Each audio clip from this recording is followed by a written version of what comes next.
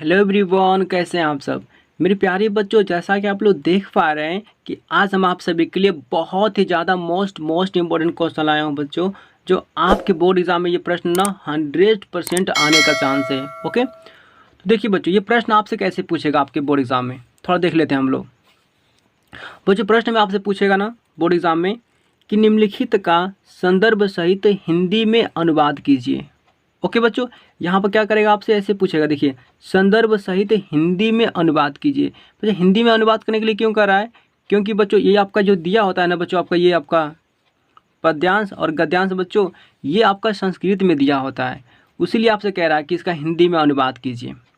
ठीक है बच्चों, ठीक है। थोड़ा सा और डिटेल में समझ लेते हैं बच्चों। यहाँ पर इसे देखिए बच्चों, जो बड़ा वाला दिख रहा है बच्चों, आप बड़ा वाला ये आपका ना बच्चों, ये दिया रहता है आपका, इसको बच्चों कहते हैं हम लोग गद्यांश। क्या कहते हैं बच्चों? गद्यांश कहते हैं। नीचे जो दिया हुआ ना बच्चों, ये आपका होता है पद्यांश। ओके, यानी कि आपका ये श्लोक में से दिया होता है बच्चों, ये श्लोक में से दिया होता है। ठीक है, और ये बच्चों आपका गद्यांश होता है। ठीक है, तो बच्चों देखिए, गद्यांश आपको आ रहा है तो गद्यांश करिए, अथवा आपको पद्यांश आ रहा है तो आप पद्यांश करिए। ओके बच्चों, इन दोनों में से कोई एक ही करना होता है, क्योंकि अथवा दिया हुआ है ना, इन दोनों में से किसी एक को ही करना होता है। ठीक है बच्चों, ठीक है। और देखिए बच्चों, आपको करते समय क्या करना है, इसका लिखना होता है आपको संदर्भ, और इसका हिंदी में अनुवाद करना होता है।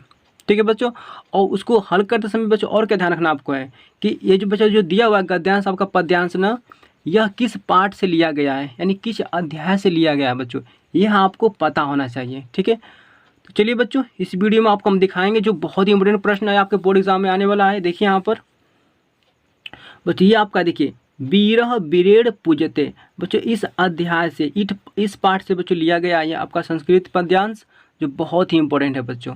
ठीक है, तो किस पाठ से लिया गया है बच्चों? तो बीरह बिरेड़ पूजते, इस पाठ से लिया गया है ये आपका संस्कृत पद्यांश। ठीक है बच्चों, ठीक है। अब देखिए बच्चों, इस एग्जाम में कैसे लिखेंगे आप लोग, यहाँ लिखेंगे आप लोग उत्तर।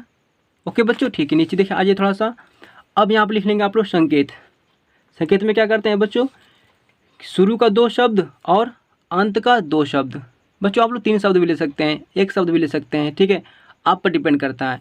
तो शुरू का 1-2 शब्द ले लीजिए और अंत का 1-2 शब्द ले लीजिए बच्चों। यहाँ पर संकेत से आप इसे दर्शा दीजिए। ओके बच्चों, ठीक है। आगे देखिए हम, उसके बाद बच्चों हम लोग क्या करते हैं, यहाँ पर लिखते हैं बच्चों संदर्भ। ठीक है, आप संदर्भ कैसे लिखेंगे बच्चों? तो आपका ये जो दिया गया था बच्चों पद्यांश ना, पता होना चाहिए किस अध्याय से है। ठीक है बच्चों, हम तो यहाँ पर लिख दिए, आप लोग देख ही पा रहे हैं किस अध्याय से है। ठीक है, चलिए बच्चों, इसका संदर्भ हम लिख लेते हैं। तो देखिए बच्चों, इसको ऐसे लिखेंगे आप लोग, प्रस्तुत श्लोक हमारी पाठ्य पुस्तक हिंदी के संस्कृत खंड के बीरह बिरेड़ पूजते पाठ से लिया गया है। ओके बच्चों, ये जो बंधरम वर्णम बच्चों जो लिया गया आपका ये ना पद्यांश, किस पाठ से लिया गया बच्चों? तो यह आपका बीरह बिरेड़ पूजते पाठ से लिया गया है। ओके बच्चों, ठीक है। अब इसका हम लिखते हैं बच्चों प्रसंग। बच्चों प्रसंग क्या होता है? तो बच्चों एक्चुअली में ये जो बच्चों यहाँ पर देखिए बच्चों, यहाँ पर जो पद्यांश में जो कहा गया होता है ना, उसके बच्चों इनके बारे में थोड़ा सा, मतलब कि इसका निचोड़ जो होता है बच्चों एक्चुअल में ये क्या कह रहा है, इसका शॉर्ट फॉर्म में लिख देते हैं थोड़ा सा प्रसंग में। ठीक है, देखिए बच्चों, तो इसमें सिकंदर और पुरुराज के संवादों के द्वारा वीरता को परिभाषित किया गया है। ठीक है बच्चों, किसके द्वारा किया गया है यहाँ पर? तो सिकंदर और पुरुराज के संवादों द्वारा। ठीक है बच्चों, यानी वीरता को परिभाषित किया गया है, यानी कि वीरता की परिभाषा बताया गया है। ठीक है बच्चों, ठीक है। देखिए, तो इसके बाद हम लोग यहाँ पर लिखेंगे हिंदी में अनुवाद। ओके बच्चों, हिंदी में अनुवाद।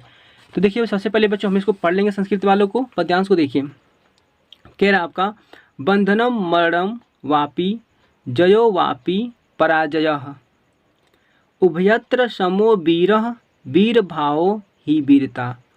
ओके बच्चों, इसका मतलब ये है ना, इसका अनुवाद बच्चों हम लोग ऐसे करेंगे। देखिए, बंधन हो या अथवा मरण हो, ठीक है बच्चों, बंधन हो अथवा मरण हो, जीत हो या हार हो, दोनों ही अवस्थाओं में वीर समान रहता है।